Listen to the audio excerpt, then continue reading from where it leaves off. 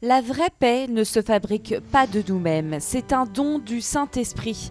C'est ce qu'a affirmé le pape François dans son homélie de la messe matinale à la maison Sainte-Marthe ce mardi 16 mai.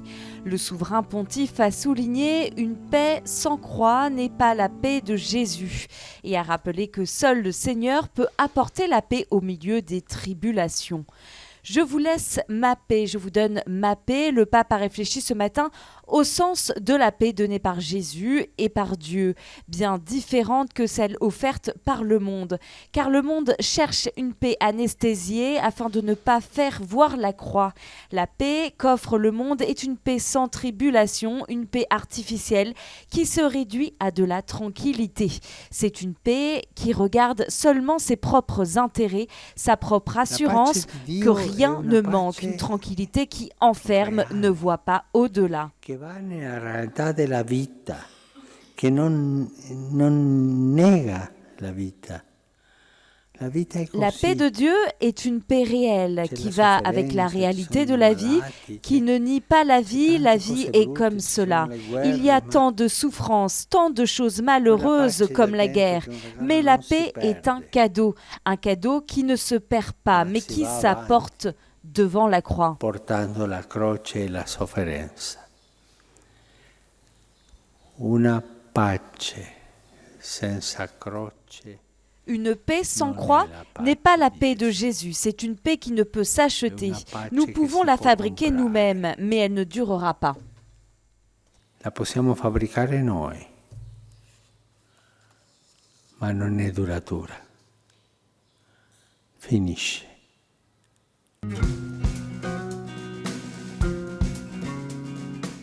Dieu est un rêveur. Il rêve de la transformation du monde et la réalise dans le mystère de la résurrection.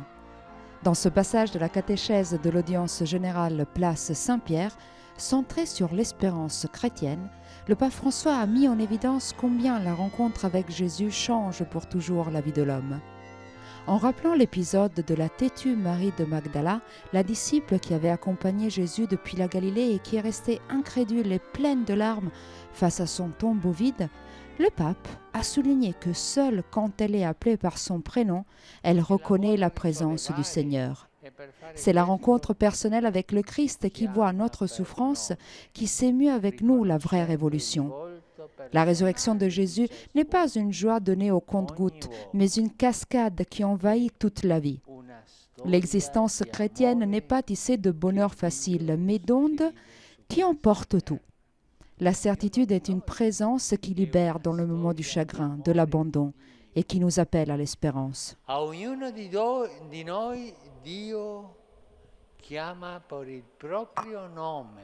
Chaque homme est une histoire d'amour que Dieu décrit et écrit sur cette terre. Chacun de nous est une histoire d'amour de Dieu. Dieu appelle chacun de nous par son prénom. Il nous connaît personnellement. Il nous regarde. Il nous attend, nous pardonne. Il est patient avec nous.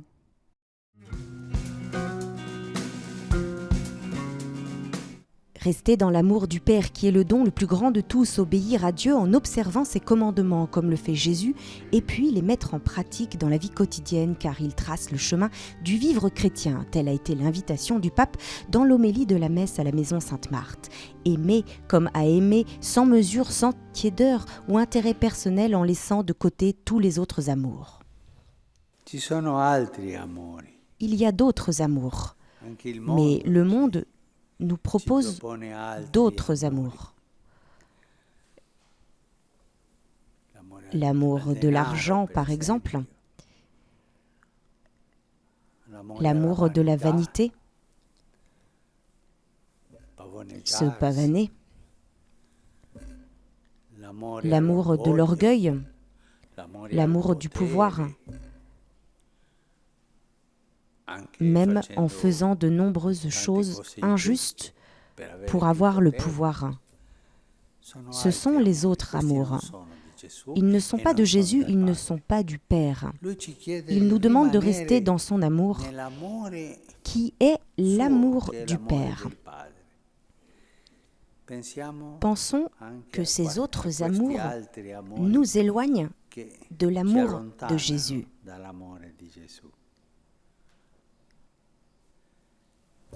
E anche ci sono altre misure di amare. Dans l'amour de Dieu, cœur Amare de a la vie metà.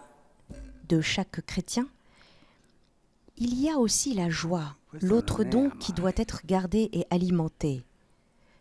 Donner la joie aux gens est devoir et mission prioritaire Una de cosa chaque è laïc, prêtre, volere évêque et bene, consacré selon les paroles de un'altra Jésus. cosa è Je vous ai amare. dit cela pour que ma joie soit en vous et qu'elle soit pleine.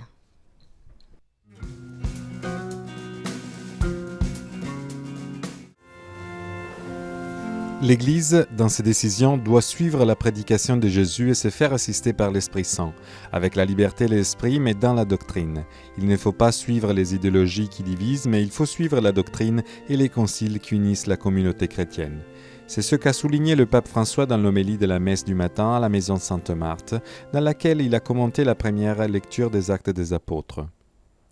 L'extrait parle de la communication du Concile de Jérusalem à la communauté d'Antioche qui autorise l'entrée des païens dans l'Église sans la circoncision. Il leur demande seulement de s'abstenir de manger de la viande sacrifiée aux idoles et aux unions illégitimes.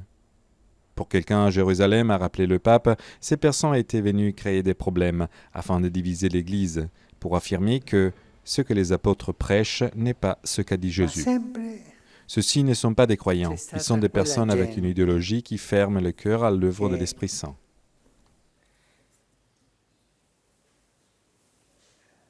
Senza alcun incarico vanno Il y a toujours a eu turbare beaucoup de personnes sans la aucune comunità charge cristiana. qui allaient faire naître des doutes dans la communauté chrétienne, avec des discours qui provoquent la confusion des âmes. Le anime. E no, questo che ha detto quello Ce è que eretico, vous a dit quello cette non si può personne est dire, hérétique. quello no. Non, La dottrina on ne peut della pas dire Chiesa ça. è questa, e Ceci n'est pas permis. sono fanatici de cose Ils sont des fanatiques, des choses qui ne sont pas claires, comme ces fanatiques qui allaient come semer la questi division fanatici dans la communauté che andavano chrétienne. lì seminando zizzania per dividere la comunità C'est cristiana. ça le problème. Quand la Questo doctrine è de il l'Église, problema. celle qui vient de Quando la l'Évangile, dottrina della Chiesa, quella che viene dal Vangelo, quella che celle qui a été inspirée par l'Esprit Saint, car Jésus a dit, « Il nous apprendra et vous rappellera ce que je vous ai appris. » Cette doctrine devient idéologie. C'est ça la grande erreur de ces gens-là. Ideologia. E questo è il grande sbaglio di questa gente.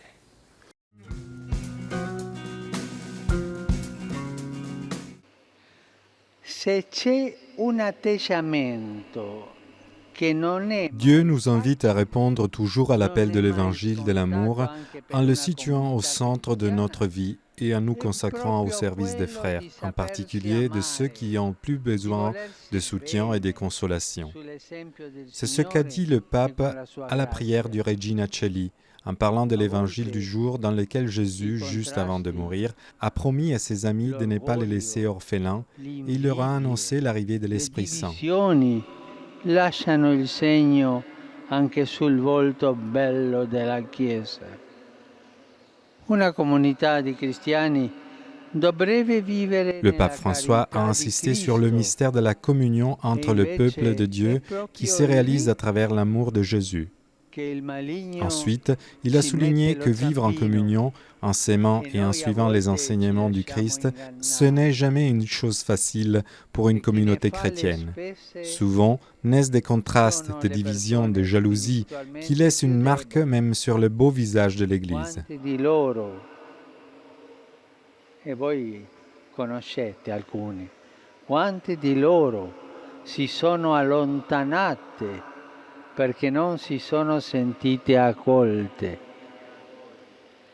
Une communauté de chrétiens devrait vivre dans la charité du Christ et c'est justement là que le diable intervient et nous, parfois, nous nous laissons tromper. Mais ce sont les personnes spirituellement plus faibles qui payent l'addiction. Combien de ces personnes se sont éloignées parce qu'elles ne se sont pas senties accueillies, comprises et aimées? Combien de personnes se sont éloignées des paroisses pour cette raison? Pour un chrétien aussi, savoir aimer, ce n'est jamais quelque chose d'acquis une fois pour toutes. Chaque jour, on doit recommencer.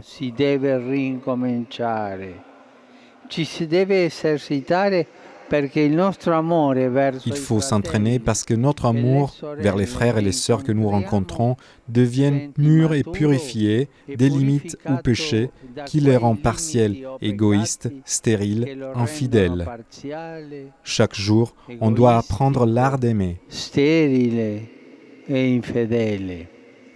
Le pape a adressé un appel aux catholiques chinois en leur demandant qu'à l'occasion de la fête de la Bienheureuse Vierge Marie aide des chrétiens, ils sachent regarder à la Vierge Marie pour qu'elle aide à comprendre la volonté de Dieu à propos du chemin concret de l'Église en Chine et qu'ils deviennent des instruments de paix et d'harmonie.